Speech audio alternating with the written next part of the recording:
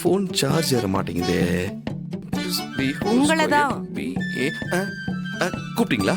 நீங்க பாத்தீங்களா? என்ன, நான் எதுவும் பார்க்கலையே. நீங்க பார்த்ததை நான் பார்த்தேன், சும்மா நடிக்காதீங்க. மேடம், நான் எதை பார்த்தத நீங்க பார்த்தேன்னு சொல்றீங்க? பாருங்க வெற்றி, நடிக்காதீங்க. நீங்க உள்ள வந்தீங்க, அதுக்கப்புறம் நான் கண்ணாடி முன்னாடி வந்து நின்னேன்.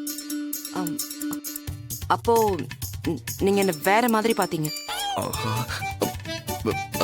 வேற மாதிரினா எப்படி மேடம்?